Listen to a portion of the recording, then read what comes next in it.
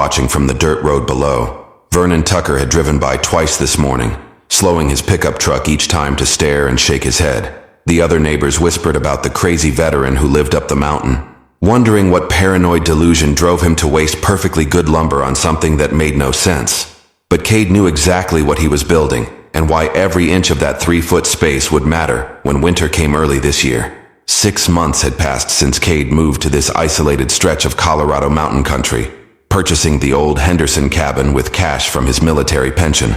The locals in Pine Ridge had expected him to fix the sagging porch or replace the rusted metal roof. Instead, he spent his days constructing this mysterious second wall that wrapped around his entire cabin like a wooden shell. Luna Castellanos was the only person who hadn't mocked his project. The veterinarian lived 2 miles down the mountain and often stopped by on her way to check on sick cattle at the Morrison Ranch.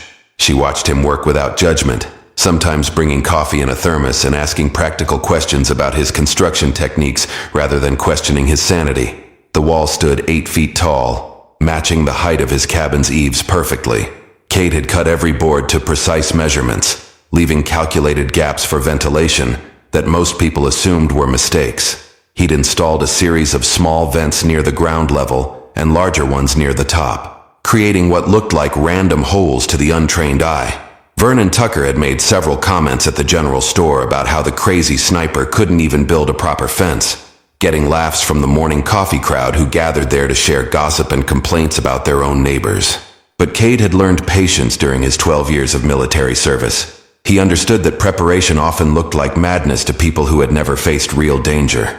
His weather radio crackled with hourly updates, and the atmospheric pressure readings he took 3 times daily with his barometric gauge showed a pattern that made his chest tighten with recognition.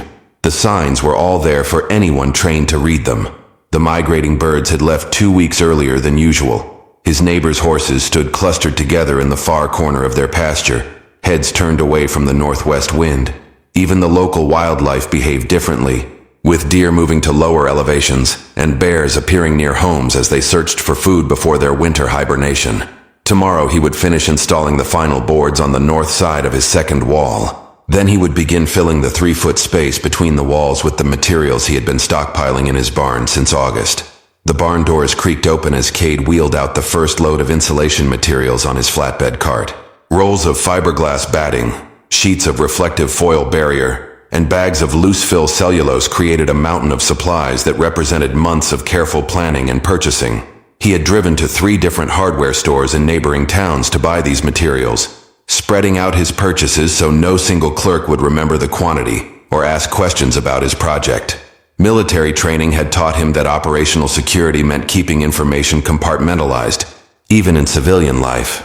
Luna's white veterinary truck climbed the steep driveway as Cade began stuffing the first roll of insulation into the narrow space between his cabin wall and the new outer barrier. She parked near his workshop and walked over with her characteristic confident stride, medical bag slung across her shoulder and work boots crunching on the gravel.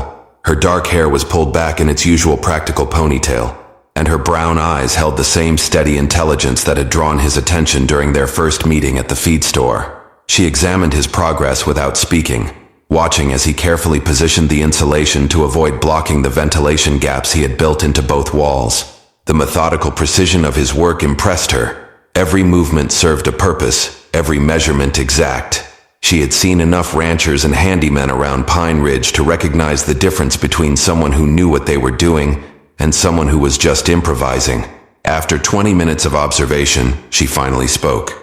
Her voice carried the directness he appreciated in people who worked with their hands and understood practical problems. She asked why he was insulating a wall that already had a cabin wall behind it, and whether this had something to do with the weather instruments she had noticed mounted on his roof. Her questions showed she had been paying attention to details that other neighbors missed or dismissed. Cade paused in his work, considering how much to reveal. Trust was something he rationed carefully after losing too many friends to poor intelligence and operational failures overseas. But Luna's presence at his property had become a source of comfort rather than suspicion. She never pried into his past or demanded explanations for his choices. Her acceptance of his privacy had earned his respect in a way that Vernon Tucker's loud criticism never could. He explained that the space between the walls would trap air and create additional thermal protection, comparing it to the double-walled construction used in extreme cold weather shelters. His words were measured, revealing function without exposing his deeper concerns about what was coming.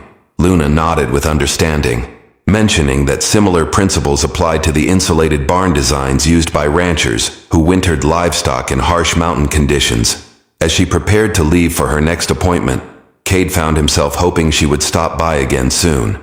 Her quiet competence reminded him of the best soldiers he had served with, people who understood that preparation was never paranoia when lives depended on being ready. 3 days later, Cade hammered the final board into place on the north wall, completing his mysterious second barrier. The sound echoed across the mountain valley, reaching Vernon Tucker's ears as he loaded feed sacks at the Morrison Ranch below. Vernon paused in his work, shaking his head with disgust at the crazy veteran who had wasted an entire month building something that served no logical purpose. He made a mental note to share his observations with the coffee crowd at the general store, where Cade's peculiar construction project had become a source of daily entertainment and speculation.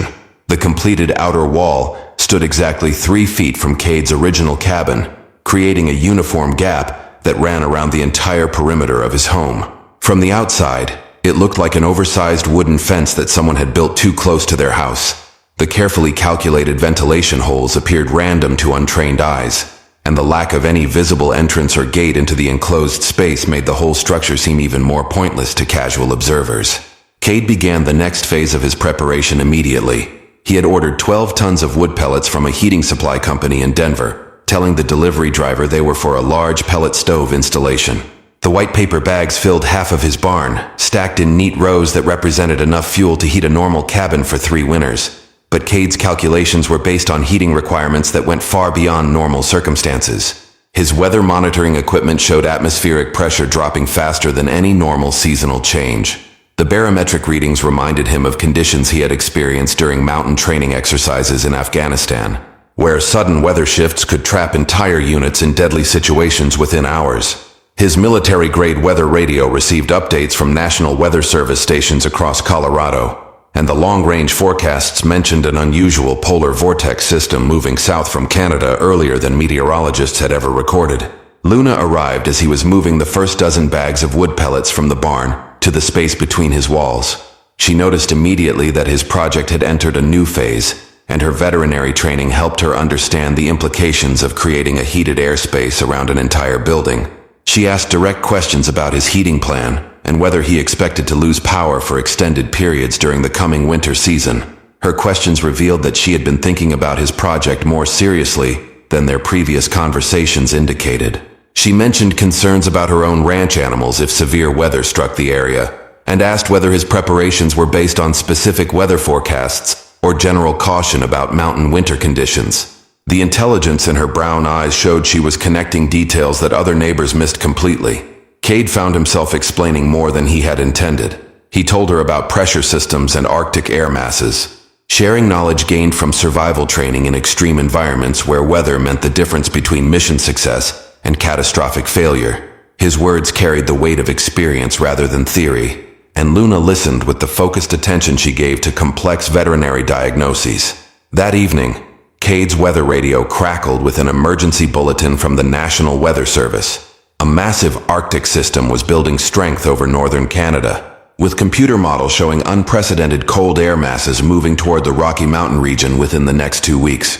The meteorologist's voice carried unusual concern as he described temperature drops that could reach 40 degrees below zero, accompanied by sustained winds exceeding 60 miles per hour, and snowfall totals that might break century-old records. Cade turned up the volume and listened to every word of the extended forecast.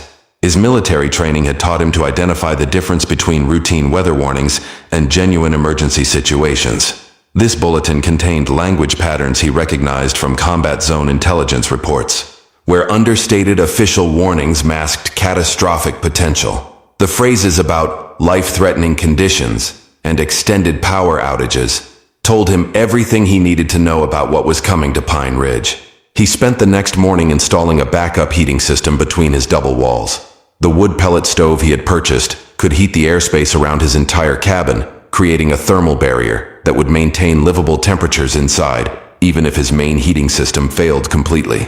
He ran flexible ductwork through the carefully planned ventilation gaps, creating air circulation patterns that would distribute heat evenly throughout the enclosed space between the walls. Vernon Tucker drove by again during the installation, this time stopping his truck to lean out the window and shout questions about whether Cade was planning to heat the outdoors like some kind of millionaire with more money than sense. His voice carried across the mountain air with mockery that made Cade's jaw tighten with familiar irritation. The same dismissive attitude he had encountered from rear echelon officers who questioned field preparations until crisis proved their necessity.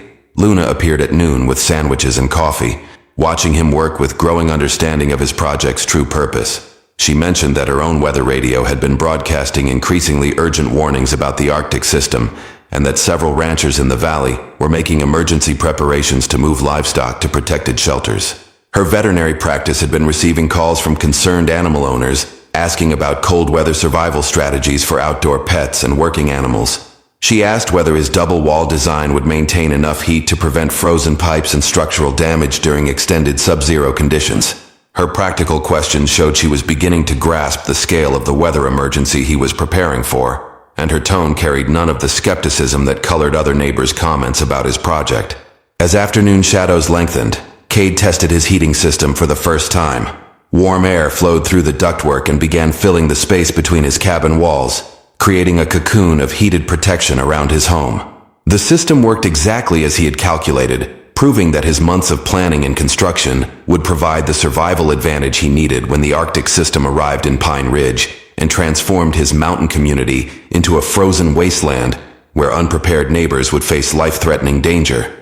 2 days before the Arctic system was scheduled to reach Colorado, Cade made his final preparations. He filled every available container with water, knowing that frozen pipes would cut off his supply once temperatures dropped below zero for extended periods. His generator sat ready in the insulated shed he had built behind his cabin, surrounded by enough diesel fuel to run for 2 weeks without interruption. The backup heating system between his walls had been tested 3 more times, proving that his double wall design could maintain comfortable indoor temperatures, even when outside conditions became deadly. Vernon Tucker's attitude began changing that morning when his own weather radio started broadcasting emergency warnings every 30 minutes. The National Weather Service had upgraded their forecasts to include phrases like potentially historic storm system and life-threatening conditions expected. Vernon drove up to Cade's property around noon, parking his truck near the completed second wall and walking around the structure with new interest instead of his usual mockery. He asked direct questions about the construction timeline and whether Cade had received advanced weather information from military sources. His tone carried grudging respect rather than the dismissive humor that had characterized their previous interactions. Vernon admitted that several ranchers in the valley were now scrambling to move livestock into barns and purchase emergency heating supplies from hardware stores that were already running low on inventory. Luna arrived during Vernon's visit, creating an awkward 3-way conversation where 2 locals tried to understand what the veteran had known weeks ahead of everyone else. She mentioned that her veterinary clinic had been fielding panic calls from pet owners asking about cold weather survival strategies, and that the animal shelter in town was preparing for emergency overcrowding as people brought in outdoor animals they couldn't properly protect. Cade explained his weather monitoring routine, showing them the barometric pressure readings he had been tracking for months. The data revealed atmospheric patterns that preceded major Arctic systems, information he had learned during survival training in Alaska, where sudden weather changes killed unprepared soldiers regularly. His knowledge came from practical experience rather than theoretical study, and both neighbors began to understand that his preparations were based on genuine expertise rather than paranoid speculation. As evening approached, the first signs of the approaching storm became visible to untrained eyes. The wind shifted direction and increased velocity, carrying the sharp cold that preceded major temperature drops. Snow clouds gathered on the northern horizon, their dark mass stretching across the entire sky like a gray wall moving steadily south toward Pine Ridge. The air pressure continued dropping at rates that made Cade's ears pop, and the complete absence of birds or small animals created an eerie silence that even Vernon noticed. That night, Cade activated his backup heating system for continuous operation. Warm air began circulating through the space between his walls, creating a thermal barrier that would protect his home when the full force of the Arctic blast arrived within hours. The Arctic blast hit Pine Ridge at 3 in the morning, with winds that shook every building in the valley. Temperature readings on Cade's digital thermometer dropped 18 degrees in the first hour, plummeting from 20 above zero to 2 below within minutes of the storm's arrival. Snow began falling in sheets so thick that visibility disappeared completely beyond 10 feet in any direction. The wind howled around his cabin with sustained speeds that exceeded 50 miles per hour, creating a constant roar that drowned out all other sounds. Inside his protected cocoon, Cade remained comfortable and warm. His double-wall system worked exactly as designed, with heated air circulation maintaining a steady 70 degrees throughout his living space, while the exterior walls absorbed the full assault of the Arctic conditions. He monitored his backup heating system every hour, checking fuel consumption rates and air circulation patterns to ensure optimal performance during the storm's duration. By dawn, the temperature had fallen to 22 degrees below zero, with wind chill factors pushing the effective temperature down to -50. Power lines began failing throughout the valley as ice accumulated on cables and high winds toppled utility poles. The electrical grid serving Pine Ridge went dark at 7 in the morning, leaving most residents without heat or light during the worst storm conditions anyone could remember experiencing. Cade's generator automatically activated when the main power supply failed, providing electricity for his essential systems without interruption. His months of preparation had included backup plans for every critical need, from heating and lighting to communications and food storage. The diesel fuel he had stockpiled would keep his generator running for weeks if necessary. While his neighbors faced rapidly cooling homes and no reliable way to restore warmth once their firewood supplies ran out, Luna's veterinary truck appeared through the blizzard around noon, crawling up his driveway at walking speed with emergency flashers blinking through the snow. She had attempted to check on isolated ranchers and found several families already in serious trouble from heating system failures and frozen water pipes. Her truck's heater could barely keep pace with the cold air seeping through door seals, and she was shivering despite wearing every layer of winter clothing she owned.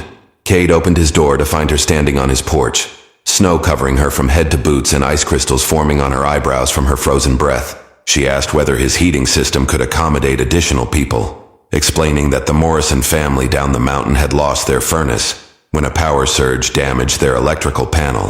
Their elderly parents were showing early signs of hypothermia, and the children were crying from cold, despite being wrapped in every blanket the family could find. Without hesitation, Cade told her to bring them up immediately. His thermal protection system had been designed with surplus capacity, and his cabin could safely shelter several additional people during the emergency. The double-wall construction that neighbors had mocked for months would now serve as the only reliable refuge available to families whose conventional heating systems had failed under extreme conditions that no one except Cade had anticipated or prepared to survive. Luna returned within an hour, leading a convoy of 3 vehicles crawling through the blizzard at walking speed. The Morrison family's truck carried elderly parents wrapped in sleeping bags, while their adult children followed in a second vehicle with supplies they had managed to gather before their heating system failed completely. Vernon Tucker brought up the rear in his pickup truck, transporting 2 more families whose propane heating systems had run out of fuel during the night. Cade opened his door to find 8 people standing on his porch, all shivering despite wearing multiple layers of winter clothing. Ice crystals covered their faces, and frost had formed on their eyebrows from breathing in the sub-zero air. The elderly Morrison patriarch showed clear signs of mild hypothermia, with confusion and slurred speech that indicated his core body temperature had begun dropping to dangerous levels. Inside the warm cocoon created by his double-wall heating system, the refugees immediately began recovering from their cold exposure. Cade's living space easily accommodated the additional people, with his backup heating system automatically adjusting to maintain comfortable temperatures throughout the expanded occupancy. The thermal barrier between his walls distributed heat so effectively that no one needed to crowd around a single heat source or compete for the warmest spots in the room. Vernon Tucker stood near the window, watching snow pile up against the outer wall while warm air circulated around him. He admitted that his own heating system had failed 2 hours earlier when frozen pipes burst and flooded his basement, destroying his furnace and leaving his house uninhabitable during the storm. His voice carried genuine gratitude mixed with embarrassment as he apologized for months of mocking Cade's construction project without understanding its purpose. More neighbors arrived throughout the afternoon as heating systems failed across the valley. Each knock on the door brought another family seeking shelter from conditions that were killing unprepared people throughout the Rocky Mountain region. Cade's cabin became the unofficial emergency shelter for Pine Ridge, with his thermal protection system providing life-saving warmth to 15 people who would have faced hypothermia or death in their own homes. Luna coordinated the refugee families, using her veterinary training to monitor everyone for signs of cold exposure and frostbite.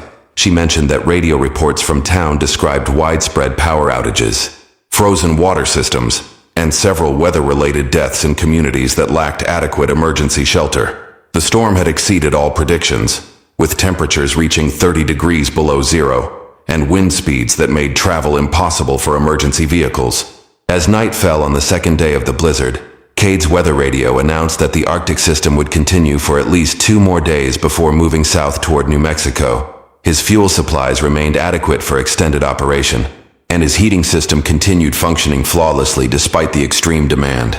The double wall design that had seemed like paranoid over-engineering now proved to be the only structure in Pine Ridge capable of protecting human life during the worst natural disaster in the region's recorded history.